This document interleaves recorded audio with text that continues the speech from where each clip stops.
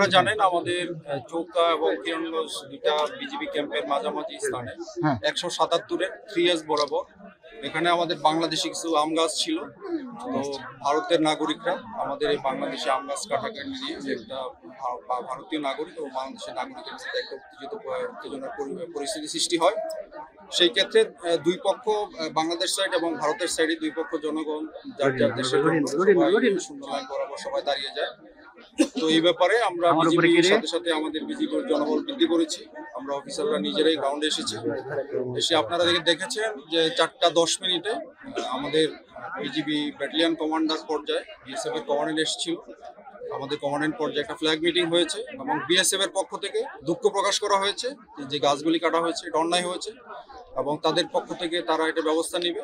তো সুতরাং আমরাও একদম লাস্ট এটা সম্পূর্ণ বিচার না হওয়া পর্যন্ত আমরা গ্রাউন্ডে আছি এবং যেন শূন্য লাইন বাংলা কেউ অতিক্রম না করে এবং উত্তেজনা পরিবেশ প্রশমিত করার জন্য আমরা বিজিবি প্রস্তুত আছি।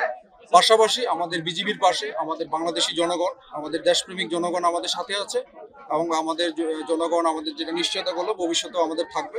সুতরাং আপনাদের মাধ্যমে আমি রিকোয়েস্ট করতে চাই, বর্তমানে শূন্য লাইন বরাবর আমাদের জনগণকে দূরে সরে আসার জন্য বিজিবি আমরা দিনরাত প্রস্তুত আছি। আমরা ইনশাল্লাহ যে কোনো পরিস্থিতি আমাদের বিজিবি কন্ট্রোলে আছে।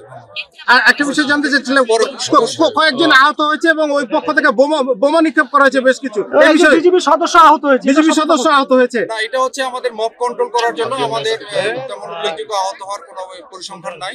তো বিএসএফ এর পক্ষ থেকে আহত বা নিহত হয়েছে কিনা আমরা এটা এখনো জানতে পারি নাই।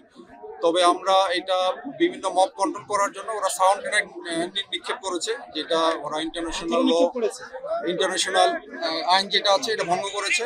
তো এই ব্যাপারে আমি আমার মহাপরিচালককে বিস্তারিত ঘটনা বর্ণনা করেছি এবং আমি আশা করি আমাদের বিজিবি হেডকোয়ার্টার এবং বিএসএফ হেডকোয়ার্টারের উচ্চ পর্যায়ে তারা একটা আলোচনা করবেন। তবে আমি এই এলাকায় একটু নিশ্চয়তা করতে চাই বাংলাদেশি জনগণ এবং বিজিবি আমরা প্রস্তুত আছি সীমান্তে। আমাদের বাংলাদেশে কিন্তু আমরা ছাড় দিব না। ওই এলাকার সীমান্তের নিরাপত্তা আমরা বজায় রাখি।